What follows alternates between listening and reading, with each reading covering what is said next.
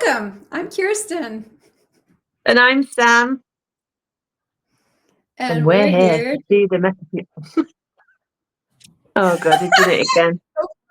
We're here It's to all do right. the fucking metaphysical fact. That's what we're here to do. That's it. That's what we're here to do. Professional as ever. That's right. Yeah. I'm going to let Kirsten tell you all about what's going on today. Go on, Kirsten. You've got the rundown. All right. So we're going to discuss creativity today. Both of us, as you may or may not know, are artistically inclined. And that's the definition of creativity that we're often taught. But we're going to really get into it and talk about a lot of different things pertaining to creativity.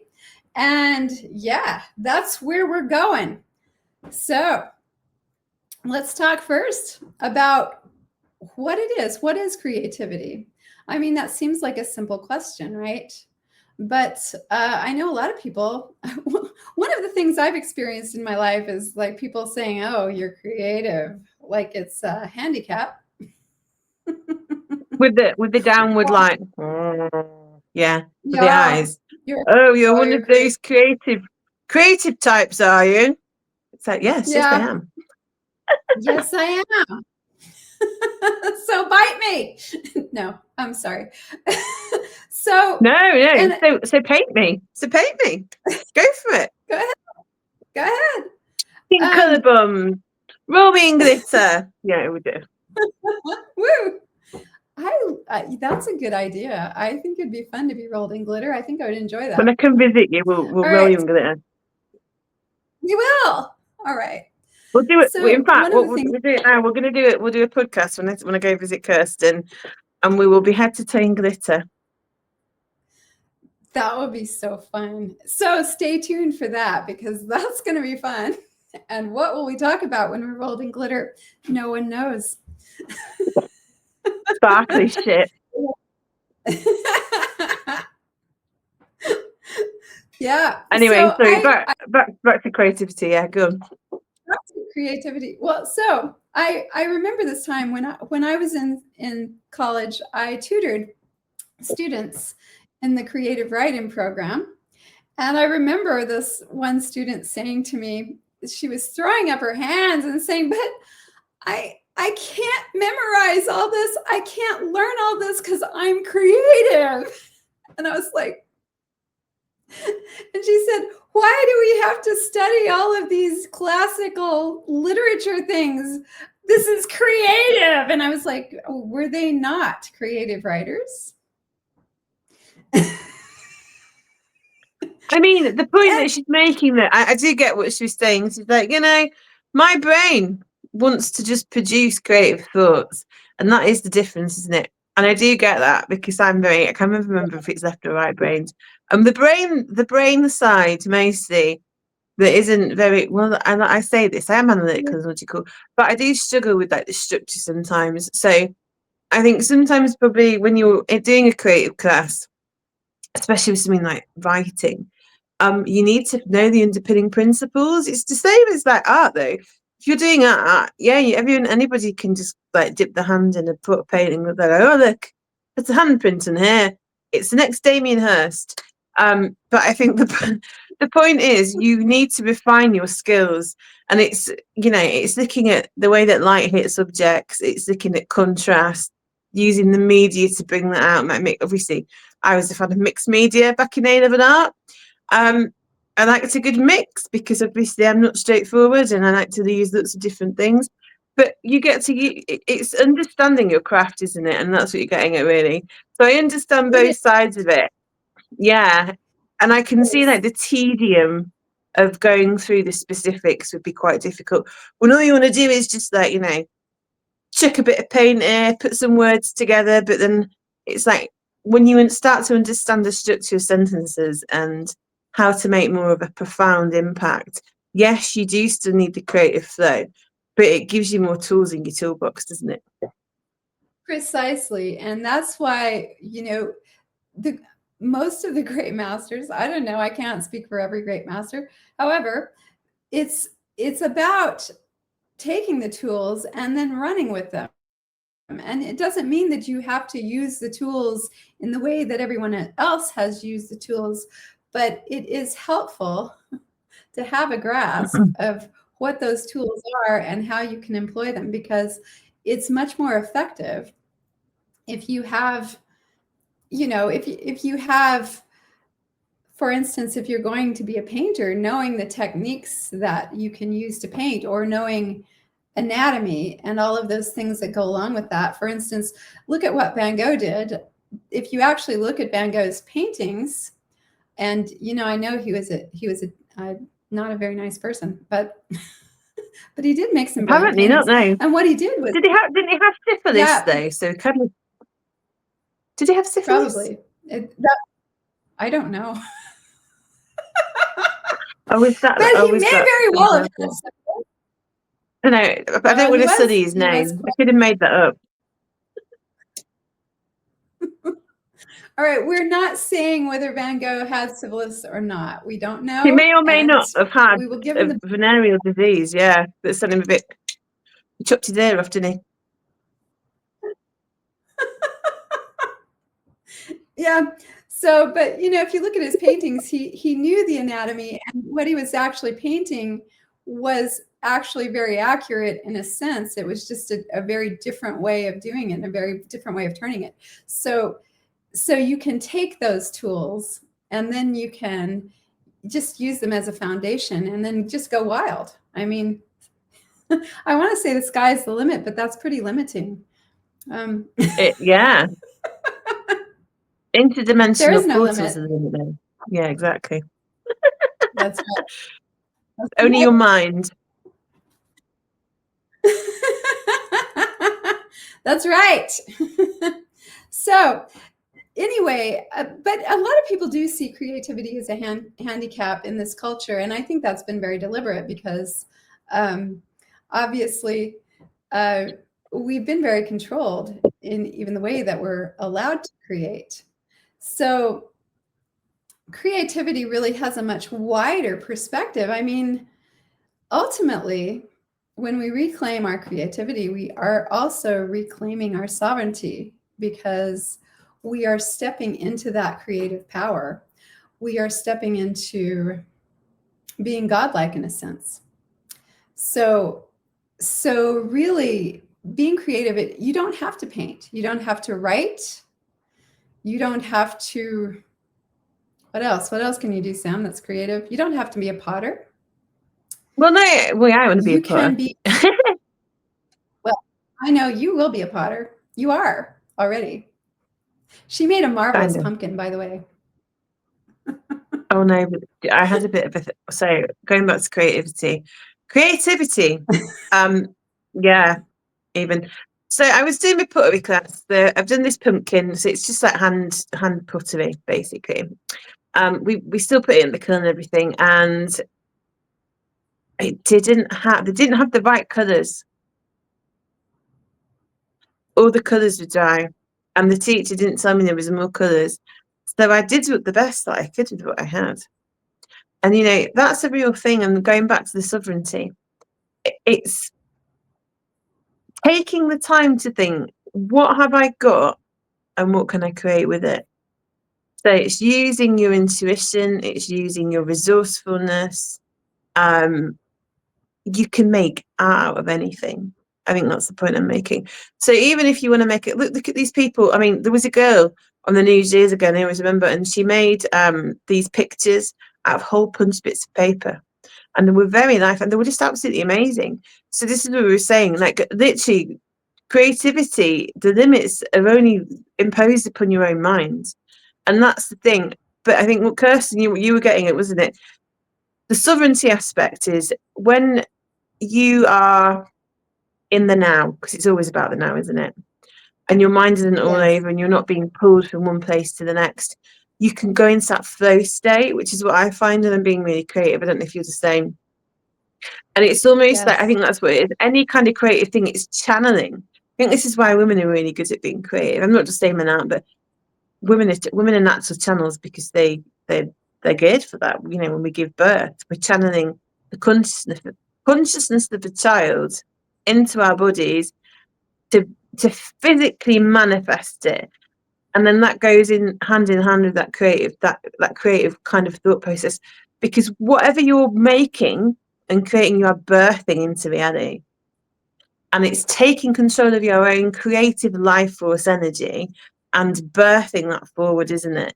So that's where the sovereignty comes in, because if you're not in control of that, other people are taking your energy. That's right. And a lot of people just allow other people to take their energy and create whatever they want with it. And they don't really have any say in the creative process.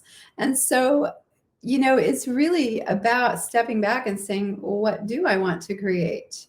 Because you can create anything, but you have to be willing to allow that to come through. And like Sam said, I find the same thing. When I'm writing, I get in that flow state. And when I'm doing my photography too, because that's my other creative outlet, I like to write and I like to do photographs. And I just get in the flow and I start looking, like, I just start letting it come through me. And I liked what you said about noticing how light hits certain things and all that, because that is really what I get into when I do photography. Like, I start seeing things in terms of light and shape. I don't even often see exactly what I'm photographing until I look at it later and I go, oh yeah, because I see the shape and the light, and that's what I go for, the shape and the light, the way that it fills the frame. And then later I look back and I kind of see, at the time I'm doing it, I'm not even really completely cognizant of precisely what I'm photographing as much as just the shape of it and the way the light is hitting it. So you get into that flow state, and I do with my writing too, where it's just coming through and you just let it come through. And so you're really tapping into, as you said, those portals to higher dimensions. You're just bringing that down. I think ultimately when we step into our own creativity, we're channeling really divine energy through us and letting it express. And that's the difference between someone who just writes a sentence and someone who's really bringing their creativity to their writing. So, and it's magic. I mean, ultimately, creativity is magic. And you don't have to write, you don't have to do pottery, you don't have to paint, you don't have to do photographs. All you really have to do is, one of my teachers used to say, if you can't do art, be art. So we're creating ourselves too. Yeah. Yeah. Yeah. So I wanted to kind of go into some of the ways our creativity gets hijacked, because we live in a world of light and dark, of course. So there's a lot of different aspects to this. But one thing I've really noticed with a lot of people is they allow their creativity to be hijacked. And obviously, most of the time, this is not like a conscious thing. You're not stepping out and going, oh, I'm going to let someone hijack my creativity and create something that they want. But it happens, and it happens in lots of different ways. And one of the ways it happens is because creativity, our mind is what we use to create. Of course, we want to use the heart as well, but generally it comes through the mind first. And what we have in the mind is we have a lot of subconscious stuff. And so we have all of these programs that we've been given by our parents, our teachers, society, the media, all of these programs. And if we're not conscious about what we're creating, a lot of times these programs are creating our lives. So I know I've had this experience even recently where I'm like, why is my life like this? I'm doing everything I can to create my life, and I'm still getting these crazy patterns, these old patterns, right? Well, it's all rooted in that subconscious, because your subconscious is very powerful, and we often create from that place. It's the place of darkness. It's the place that's hidden. So part of stepping into your own creative power is really looking into that subconscious place and finding those programs. And they're insidious. I mean, and they're layered as well. So I guess one of the biggest the biggest pieces of advice I could give anyone if they want to step into their creative power and start bringing that more into their lives is to really get down and look at those programs. You know, why is it, for instance, that maybe you're not good at creating, maybe you have programs around abundance. So you have a really hard time creating abundance in your life. And you can say, I want to create abundance. This is what I want to have. And for some reason, I keep creating these loops where I don't have abundance, or I don't have access to what I need or what I want. And often, you know, and I know for a lot of us, myself included, sometimes it's just like, I just want to throw up my hands and say, screw this. It just doesn't work. It just doesn't freaking work. But that's not really the case. What's actually happening is that there's a deeper program going on that's actually distorting the creations that you're trying to make. So getting in touch with that. So going into, you know, and meditation is really excellent for this. But going into that, those subconscious patterns and rooting them out and saying, you know, I don't need this. This is not serving me.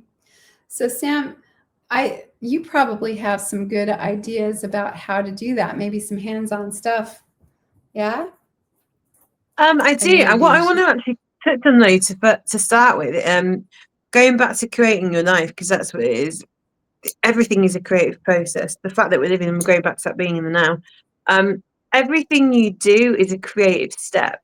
And you touched on meditation, and I think when you come into that now moment, and I'm good, I often, you know, I'll start spiraling, or we get thought loops, or we get distracted, and it's getting into presence, because I go on about it all the time, but that is the big thing. How present are you with your current moment? And that's how you really can get into the zone to create it. Because I mean, even when you're washing up, you're having creative thoughts. You can harness that power. You can, you know, because you're in that non-thinking mind, aren't you? Because you're just doing. We all know how to wash up. We all know how to drive. We all know how to do those like monotonous tasks. It takes us out of like the analytical mind, and it clears it out, so we can then start to bring in those higher energies and concepts and really bring that creative thought process, because that's how what you were saying before starts in the mind. It's like the thoughts, isn't it, that comes to you. And I would say that you did mention the heart. When you go into the heart, it's more of a felt sense, but feelings are just as creative as well. And feelings, like our emotions, are such a powerful tool to create. They're the vehicle that we use to push forward and create into life. So if you've got a really strong emotion, it's actually going towards alchemy. So for instance, you might be really cross about something or really sad. And what you can actually do is turn that into your art, because you're harnessing that power. That's giving you the drive and the energy. And it's also, you're using it, art, as an alchemical tool to turn it into something positive, you know, and that's what we're doing every day. And it's like that being present. We can do it just any time we're doing anything in life, really. You could go to the park and walk the dog and just put some leaves in a funny pattern, or go to the beach and draw in the sand. There's lots of different ways to do that. You could sing. Singing's creative. You know, you're expressing yourself. Art is just the medium by which we express what's in our inner world, basically. So it's finding a physical way to express that inner architecture. That is just beautifully put, Sam. That's Beautifully put. And I really like what you said about the alchemy. Some of the best poetry I've ever written has been written when I was in the midst of despair.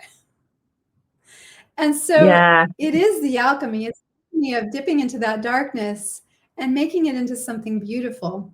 You know, a lot of times we fear that darkness, and that's one of the things that stunts our creativity because we're afraid to go there.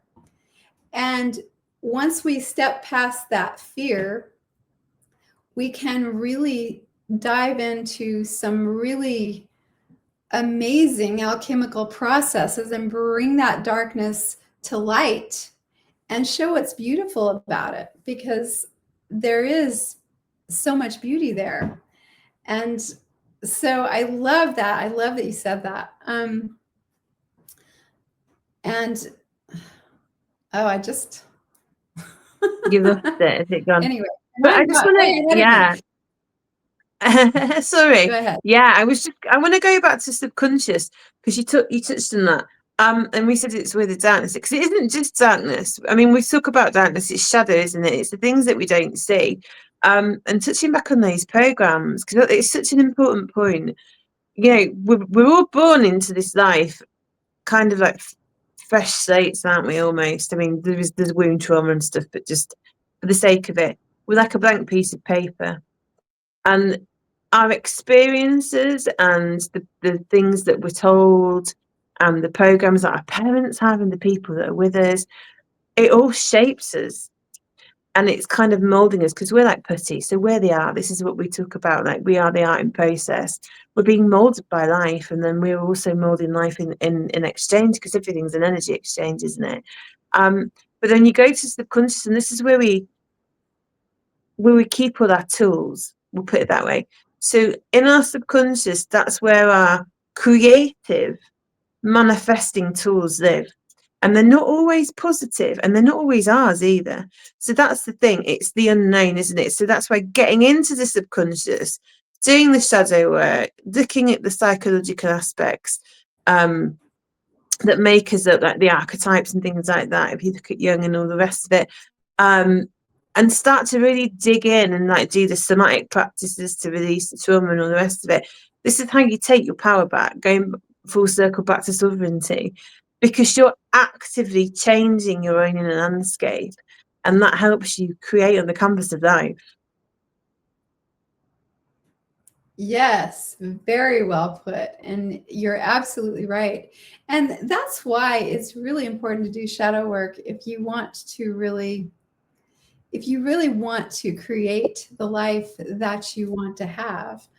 And so it's not about, reliving trauma or feeling sad, I mean, it is about feeling your feelings, but it's about releasing that and dissolving it and getting rid of those programs. Because every time you have a trauma, every time somebody tells you, no, you can't do that, every time you have, say, an adult in your life when you're a child and they say, oh, no, you can't be a writer, that's ridiculous. Get a real job. That program, and you may consciously reject that and say, no, screw you, I'll do what I want to do. But there's a deeper program that's being recorded, and that's going to affect your reality, and it's going to affect how your creations show up in the world. So you may on the surface be like, yes, I'm going to be a professional writer and I'm going to do this thing. And you may even work towards that. You may work very, very hard towards that. But if you have another program on a deeper level that's saying, oh, no, that's not a real job, you can't make a living that way, what the hell are you doing? Stop it, get a real job. That's going to be creating a lot of resistance in your world. It's going to be creating a lot of situations that are not going to be helpful for what you actually want to accomplish. And so when we turn back in on ourselves and we really look at that and say, okay, well, where is this coming from? How come every time I try to be a professional writer, I have serious financial issues and everything goes to shit? How come? And you can say, the universe isn't supporting me. They don't want me to do this. I can't do this. I'm the victim.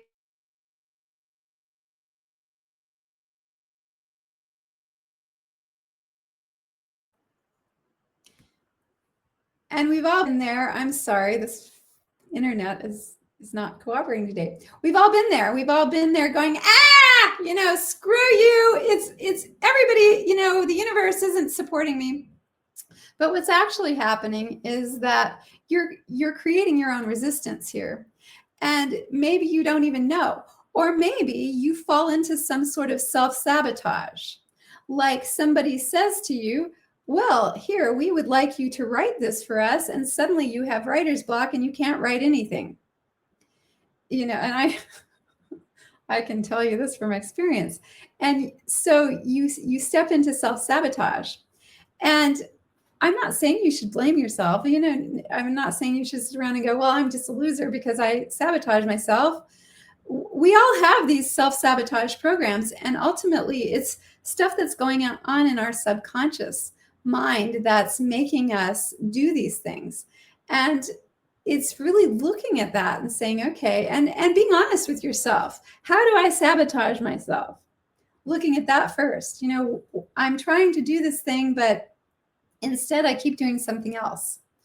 Or, I make all of these resolutions. I'm going to do this, this, and this.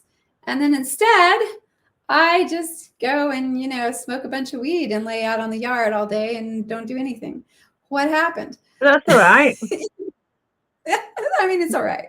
I'm not judging. It's expectation. It's expectation that you just.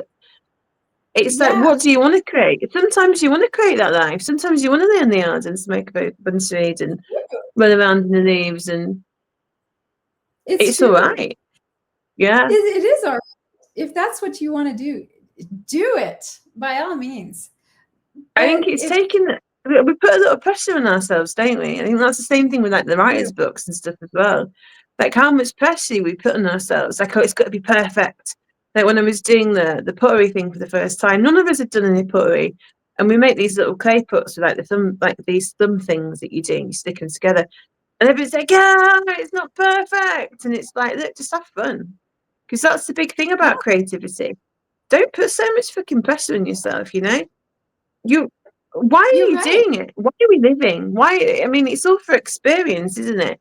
And when you stop taking things so seriously, I'm not saying don't perfect what you're doing and don't be serious. But there's times and there's places for that. And I always found this was the problem with A-level art for me. I went and did A-level art and I loved it. I loved art.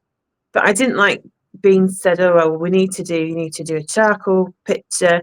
You need to draw 4 still life pictures. You need to do this, you need to do the contrast between this media and this media. And I couldn't stand it. I didn't want to do that. I wanted to go up, turn up to class and go, right, today I'm going to paint a daisy. And then next week I'm going to draw whatever. I went through a phase where like I really like naked people. I just like to draw them. I was like the body. And women are easier to draw than men actually. And my teacher was just like, draw a little breasts then. I did, but I got really good at drawing them. They're easier than men's chest. Yeah, so it's just, it's really having the passion and the drive, I think, because that's another thing, isn't it, that goes hand in hand with creativity. But taking the pressure, because that's where the blocks come, like you were saying. You get given a deadline, it's like, oh my God, I've got to do. I mean, it depends on some people, the pressure. Some people are like, yeah, this is going to fuel me. This is going to push me through. ADHD, me too, actually, not, deadline. But when it comes to creativity, you want to be able to take your time and just let it flow. And sometimes it will and sometimes it won't. And it all depends on life, doesn't it? It does. It does. And that's a really good point, because really, when you get into that flow state where you're really letting it come out, that's not a state of everything has to be perfect and I'm not gonna, it must be this way and I have to have it this way. It's just like letting it come out.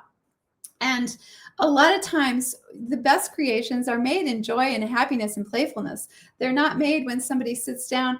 And this is a problem I always had too in my writing, because I when I was in writing classes, they'd say, "Oh, you have to make an outline, and then you have to do this and you have to do that." And I was like, "I can't make an outline because I don't know where this is going.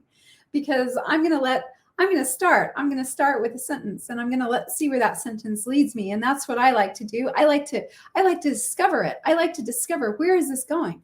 Where is this story going? And so when I let go of that control, that's when I do my best writing. Now, that may not be true for everyone. Some people need more structure. And also, of course, you need to balance that structure. I mean, you can sit around and say, "Well, I want to write a book. I want to write a book. I want to write a book," but you actually have to sit down and write the book at some point. So it's finding that balance too. And for me, because I tend to be very rebellious, I have to be really careful about making those rules for myself, because if I make too many rules, I will just be like, "No, screw you, I'm not doing this."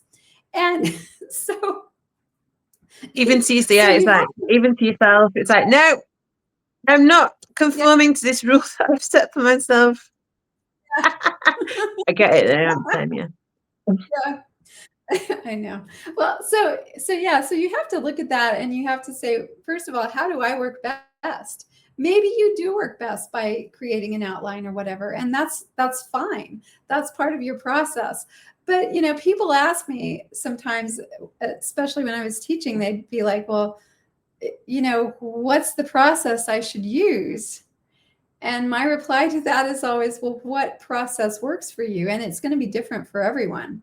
So, you have to really know yourself. What do you want? And let go of those expectations, like you said, Sam, because expectations are a real killer. If you sit down, and I'll give you a good tip on what really helps with writing. Well, with every kind of creativity. It's from Julia Cameron's book, The Artist's Way, which I highly recommend to anyone who's creative. Morning pages. But the thing about morning pages that I noticed, because I took a class on The Artist's Way years ago, and we all had to do our morning pages every day. So morning pages are basically, you wake up, you're half awake, you reach over to the bedside table, you grab your notebook, and you just write 3 pages. And you don't control what you write. You just keep your hand moving. You don't even have to write anything particularly, and if all you can think of is one word, just write that word over and over and over again. And what that does is it puts you into that state where you're just letting it come out and you're not controlling it. But what I noticed, a lot of the people that I was in class with thought that they should be writing a masterpiece every morning when they were writing their morning pages. And it's like, that's not what it's about. It's not what it's about. It's not even about what you write in your morning pages. You may discover some really beautiful, wonderful things in your morning pages, and you absolutely will if you do it correctly, because once you start siphoning that off and just letting it come out, those ideas and those words will absolutely flow. But you have to let go of the expectation that every morning I'm going to wake up and write a masterpiece, because you're not. And that's not even the goal. The goal is just to get it to flow. Whatever you make is a masterpiece, because it's perfect. That's what a masterpiece is. Yeah. So that's the whole point of it, isn't it? To be discuss, and I just want to touch on as well, like when you're doing that first thing in the morning, the bet that it's great because you're in that kind of like betwixt and between state, aren't you? So you're still open, so your crown's still, you're still in that kind of integrated state. So whatever you're bringing through is actually more tapped into your subconscious. It's more tapped into higher states of being, because you're in that kind of altered state. So you're not in that full analytical mind, which is more creative, don't you think? It's that state, that those brainwave states. It's allowing you to bring that stuff through. So yeah, that's a great idea. I might actually start doing that, to be honest. And I like what you were saying, like you just let it go, because it's like when you run a tap, isn't it? And there's a blockage on a hose pipe. If you just run it a little bit, it'll trickle, it'll just move it through little by little, and then it Exactly. gets it going. And then you're building those Exactly. pathways as well in your brain, aren't you? So your brain, you're making these new neural pathways. You're entraining yourself to be creative in the morning, because the body learns as you go. You're like literally reprogramming yourself, and that's another way to do subconscious reprogramming. You're absolutely right. And it works so well. And because doing it without expectation, rather than expecting, well, I'm going to write this and it's going to be beautiful and I'm going to get it published and I'll be famous or whatever, instead just, I'm going to write, I'm going to keep the goal is not to make anything. The goal is to keep the hand moving across the page and just write. And it doesn't matter. It doesn't matter what comes out. And when you get into that state, that's when real creativity happens. That's when the masterpiece actually comes out. It starts to take shape because you've stepped out of the way and you're not trying to impose what your small self thinks on what is really trying to come through. Because, we get all wrapped up in our egos a lot of times. And it's like, well, my ego says it has to be this way. But the thing is, your ego is not very creative. Your ego is really kind of your ego will stop you from being creative in a lot of ways, especially if you're doing it with the goal of, well, I'm going to write a bestseller, or I'm going to paint something that's going to be in the Metropolitan Museum of Art, or whatever. When you start with that goal, it's not going to flow, and it's not going to be as wonderful and amazing as it could be, because you're cutting it off and you're putting it in a box and you're saying, this is what it has to be. So I'm not saying that people who write bestsellers don't start out with the idea of writing bestsellers, but I am saying that a lot of bestsellers really actually suck if you actually look at them. So if you want to really create something that is really amazing and beautiful by itself, whether it ever becomes a bestseller, whether it ever gets shown in the Metropolitan Museum of Art, that is really the true creativity, and the creativity that brings you back to yourself and your sovereignty, because that's And it's doing your it for creation. yourself as well, isn't it? That's the big thing. You should do it for yourself. Yes. Don't do it for anybody else. You don't do it to please your agent. You don't do it to please your teacher. I mean, you've got to if you want to get a GCSE, but it's not really creative. But what I'm saying is, if you really want to be, we know what we think about the system, the books, Yes. they put you in the books. But Yes. yeah, so it's doing it to create your own, because essentially, you should going back to that, you should life force energy. So if you want to do something, do it for you. What do you want to create? And that's what the expectations. I think we have these expectations, and we're thinking about what other people want us to do. And half the time, people don't even give a shit. It's our own mind stories that are doing that. It's bringing it back and taking control of our energy. I am right. Yeah, I'm going to keep talking though.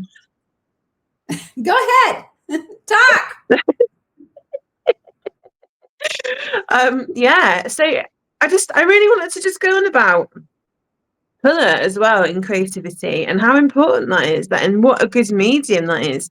I mean, I don't know if you've ever looked into colour therapy, Kirsten, because I used to want to do some kind of art therapy or colour therapy. But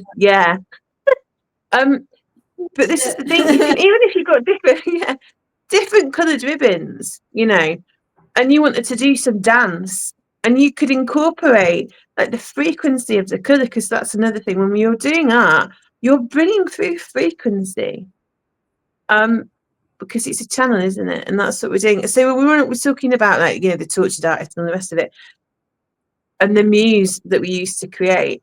But actually, what we're bringing through, when you're talking, when you're dancing, when you're moving, or anything that you're creating, you are essentially anchoring in a frequency into the physical reality.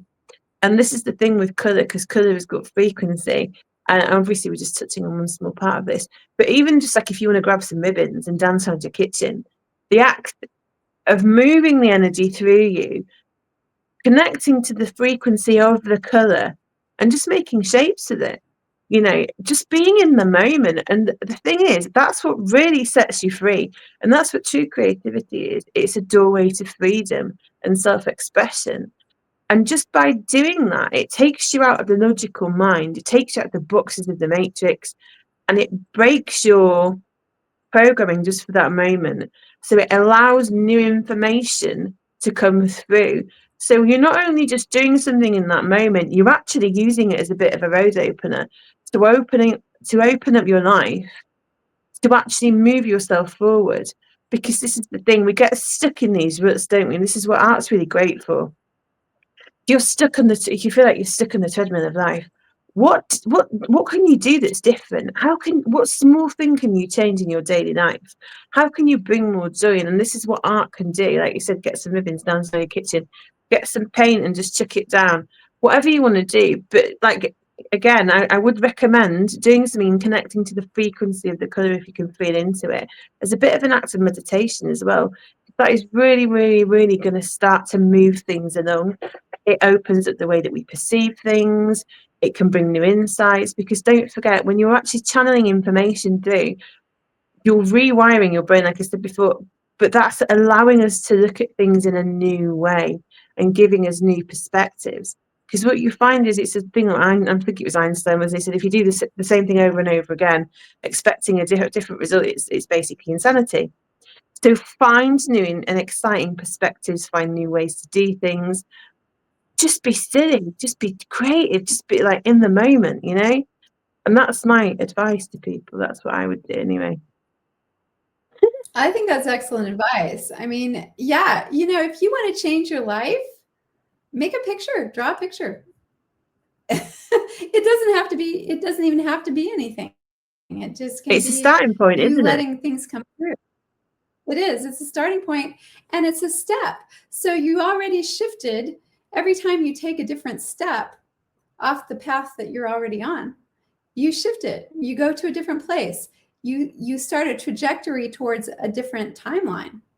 And I did want to get back just to one of the things you said about creating for yourself, because sometimes they're like, well, what kind of book should I write? What kind of pictures should I paint? Well, write the book that you want to read. Paint the picture that you want to hang on your wall. Because when that comes through, what you truly love, what you truly have a passion for, that's where the real creative force comes from. It doesn't come from what somebody else thought you should write about, or what somebody else thought you should paint, or what somebody else thought you should make, the sculpture somebody else thought you should make. It comes from what you want and who you are. And that's the real creativity. That's when you really start stepping into becoming, really bringing forth something new and beautiful that's got your signature on it instead of somebody else's. Exactly. And that's what we don't want to emulate other people, do we? You can look at them for inspiration, and that's great. But why be somebody else when you can be like the most amazing, totally like wonderful version of who you are? And I think that was such a good point, because we're all trying to be, going back to this kind of projection. We think people want us to be a certain way. And actually, a lot of the time, it's just our own stories. And I think, why create something that you don't really love? Because it's never going to be, you're never, what are you getting out of it, basically?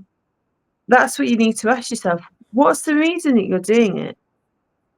And I think the main reason should be to be happy and joyful, because that's what you do when you're creative and you're in creative flow. People say, oh, I'm really depressed and blah, blah, blah. This is why art therapy is so great, because it reprograms yourself. It allows new insights. And I'm repeating myself now, really, but there's so many different applications for it. But when we're in that creative point, we create from the now. And it's like we can't be controlled. And going to all these like narratives at the moment, if we go back to the news, what they're essentially doing is trying to hijack your creative force, aren't they?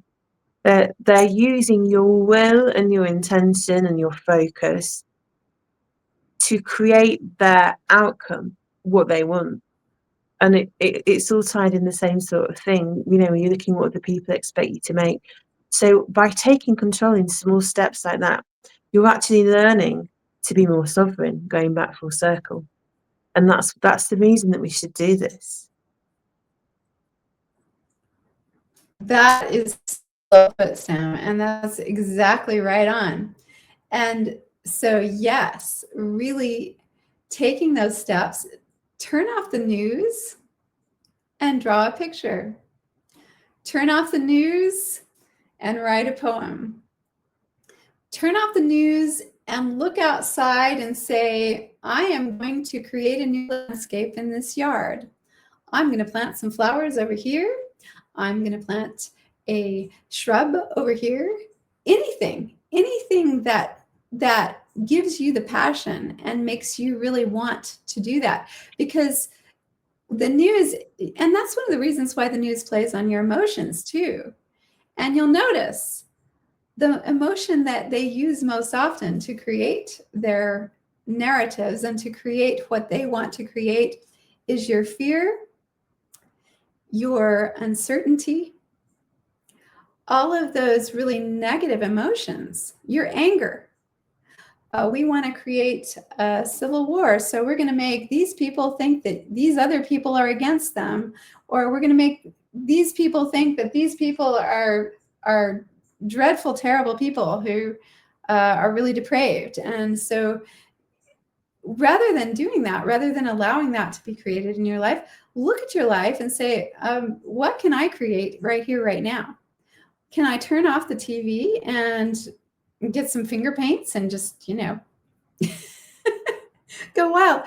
And that will start bringing you back to your own sovereignty and helping you to create the life that you want to create. Because, yeah, it's just, why allow other people to use your creative force to create things that you really don't want to see in the world? Yeah, I think they use sex a lot as well, because it's a very similar kind of thing, isn't it? Spin on the energy. Yes. That's why I think there's porn and all that jazz, and that's another way to siphon your creative energy. And we're going slightly off piece now, but I did just want to touch on this. So when you're using pornography or whatever to get you where you need to go, you're not even using your imagination. And I'm not saying that there's anything wrong with like self-pleasure or whatever, because there really isn't.